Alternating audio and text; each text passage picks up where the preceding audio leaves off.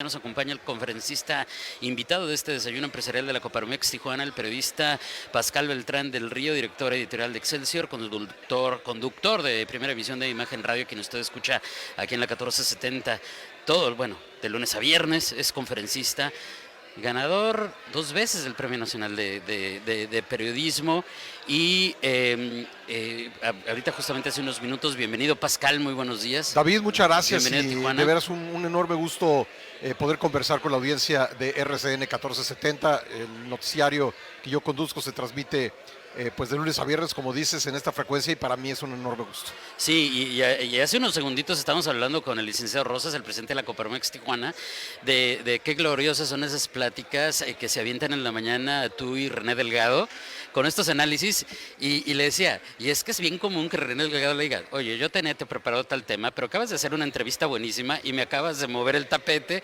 y voy a tener que reformular mi análisis del día de hoy. Pero bienvenido, Pascal. Primera pregunta. ¿Cómo ven desde fuera? ¿Cómo ven desde tú eres chihuahuense, pero evidentemente radicas actualmente en el centro de la República? Y desde hace muchos años. Sí, también. desde muchísimos años. Sí. Pero ¿cómo ven desde allá lo que está pasando en Tijuana y en Baja California? Nos interesa mucho saber.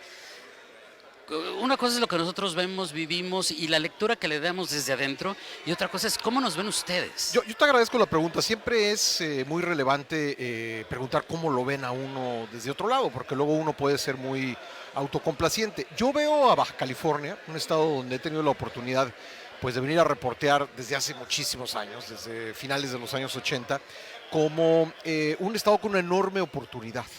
Me parece que la oportunidad que tiene México económica, que se manifiesta a través pues, del desacoplamiento de China y Estados Unidos, Baja California lo está empezando a aprovechar. Ahora, tiene una serie de retos también, y yo creo que el principal es el tema de la seguridad. Pero me parece que si hace las cosas como debe, la economía de Baja California va a crecer muy rápido en los próximos años, y me parece que eso va a ser un gran beneficio para su población. Y tendría que ser entonces un beneficio que se desdoble hacia todo el país. Desde luego, desde luego. Me parece que Baja California y el norte de México son en este momento un motor muy importante de la economía nacional. Ojalá que el resto del país pudiese avanzar al mismo ritmo. Somos un país de diferentes velocidades, pero creo que Baja California está aprovechando muy bien esas oportunidades, y me parece que por eso tiene también el interés de poder resolver temas como la seguridad. Ese sería entonces el gran reto. Sin duda. Antes de ir al tema de la conferencia que impartirás el día de hoy, también quiero preguntarte en función de lo que se ha vivido con el mundo de los periodistas, de la libertad de expresión en el actual sexenio. Sabes perfectamente que en Tijuana hemos sufrido mucho el gremio por crímenes que se cometieron aquí recientemente, sí, pero no es nada nuevo. Nos podríamos remitir a casos de Chihuahua, a casos de Veracruz, a casos de innumerables. Y podríamos irnos hasta los lamentables tiempos del Gato Félix, ¿no? Por ejemplo, sí, entre otros, y la plana negra de Z sigue estando ahí cada semana. Y justamente en ese devenir histórico, cuando aterrizamos en este sexenio, ¿qué está pasando con la libertad de expresión? ¿Qué está pasando con el periodismo hoy por hoy en nuestro país? Pues mira, yo creo que el periodismo goza de cabal salud. Que no le guste a algunas personas, pues me parece casi normal, ¿no? A los políticos nunca les ha gustado el periodismo libre cuando les estorba, cuando les hace ver los errores que cometen. Y bueno, quizá lo que sucede es que este gobierno tiene una voz muy alta, y además se escucha todos los días hablar el presidente. Pero no creas que es algo que, en mi caso particular, yo soy reportero desde el sexenio de Miguel de la Madrid, y bueno, he visto muchas cosas. He visto cómo a los presidentes, a las autoridades en general, pues no les gusta el periodismo libre. Lo que pasa es que la voz de este presidente se oye más, pero eso no nos va a aplacar, ¿eh? No vamos a dejar de hacer nuestro trabajo. El que pues tenga calificativos para nosotros, yo lo veo como normal, ¿no? Normal que a las autoridades no les guste lo que hacemos, pero eso no nos va a contener, por lo menos mientras sigan existiendo condiciones razonables para hacer un periodismo libre. Y yo lo hacía en los medios que trabajé en tiempos en los que era muy, muy difícil de hacer. pues lo vamos a seguir haciendo. Es nuestro trabajo, es nuestra pasión, es lo que nos gusta hacer, tú lo sabes. Sí, digo, creo que en muchas ocasiones, y ahora lo estoy comprobando, pues muchos hemos sido motivo de ataques, de intentos de intimidación, de agresiones, y es de toda la vida entonces. Déjame decirte que para los que vivimos en la capital no es nada comparado con lo que han padecido compañeros en otras partes del país, incluyendo Tijuana.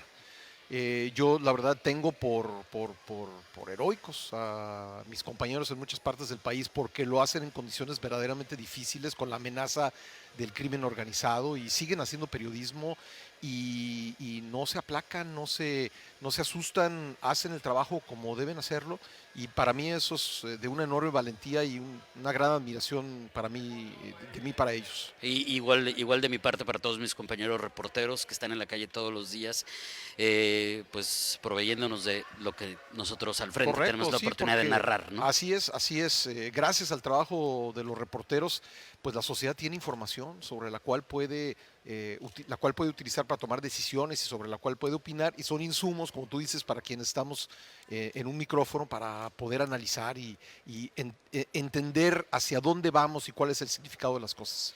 Ahora, un adelantito de lo que viene para la conferencia, sin mucho spoiler, porque de lo que se trata No, con es todo gusto. de lo que se trata es de escucharlo, pero creo que es sin duda apasionante el tratar de entender qué va a pasar desde el punto de vista político, económico y electoral de frente al 2024. Y como decía también hace ratito, parecería lejano, no, ya está a la vuelta de la Ya. esquina y se está por convocar en unos cuantos meses ya el proceso y tendrán que venir definiciones internas, etcétera, etcétera, Hoy, etcétera. estimado David, estamos a año y medio de las Ujú, elecciones. Es un exacto. tiempo que se pasa muy rápido. Vamos a vivir cosas muy interesantes en los próximos meses y esto es parte de lo que quiero plantear desde el punto de vista de la política, de la economía y de las elecciones. ¿Cuál es el panorama que enfrentamos? Obviamente, pues los periodistas no tenemos una bola de cristal, pero sí podemos, digamos, juntar diferentes hechos que están ocurriendo ahora para tratar de interpretar lo que viene. Y lo que viene yo creo que va a ser muy importante para el país. Vienen meses de una enorme trascendencia y creo que los ciudadanos tenemos que estar muy bien informados de lo que está pasando para poder tomar una buena decisión. Es decir, ir más allá, y esto es parte de lo que quiero decir aquí, ir más allá del eslogan del político, tratar de entender cuáles son las motivaciones detrás de lo que dice y cuáles son los retos que tiene el país. Ahora hay retos como que en la inmediatez y otros que tendremos que ver más a mediano plazo, pero el tema quizá más recurrente en estos días ha sido la marcha, la contramarcha, la reforma electoral, la reforma del INE, que ahora siempre no, que ahora viene un plan B. ¿Qué ves en ese tema? Voy a hablar de eso porque me parece que uno de los grandes logros que ha tenido la sociedad civil mexicana es su institución electoral, sus instituciones electorales. La forma en que logramos salir de un periodo, pues muy oscuro, yo creo que hasta vergonzoso, en que ya sabíamos cómo iban a terminar las elecciones, no tenía ni caso hacerlas porque sabíamos quién iba a ganar, a un periodo de incertidumbre. Yo creo que es lo más saludable para una sociedad, tener una democracia incierta en el resultado, en el que uno no sabe quién va a ganar, sabe que los votos se van a contar bien, pero no sabe quién va a ganar, y yo creo que es lo más saludable y tenemos que preservarlo. O sea, sí ves entonces pues un peligro de querer destruir esa parte para que el poder dominante se mantenga. Veo tentaciones de hacerlo, pero también sé que tenemos una sociedad que muchas veces tarda en reaccionar o tardamos en reaccionar porque todos somos la sociedad, pero a la hora decisiva, creo que sí lo hacemos como sociedad. Lo hicimos, insisto, en un tiempo muy complejo, porque construir el INE tomó muchos años y yo creo que fue un logro ciudadano, ¿no? Más allá de que hubo políticos que tuvieron la altura de poner esa voluntad, esos deseos ciudadanos, plasmarlos en leyes y finalmente así pudimos llegar a una institución como el INE. Pero hay que preservar ese trabajo, hay que mantener lo que hicimos y quizás lo que estamos viendo hoy es el resultado de habernos dormido en nuestros laureles como sociedad. Pensamos que una vez que se construyó el INE ya no había nada más que hacer y la democracia es un ser vivo que hay que pues alimentar todos los días. Y pues ser ciudadano es mucho más que ir a votar cada 3 años. Votar es muy importante, pero implica mucho más. Y entonces creo que la sociedad está quizá dándose cuenta, ojalá es mi deseo, de que esa democracia no está garantizada de por vida. Hay que mantenerla, hay que trabajar por ella.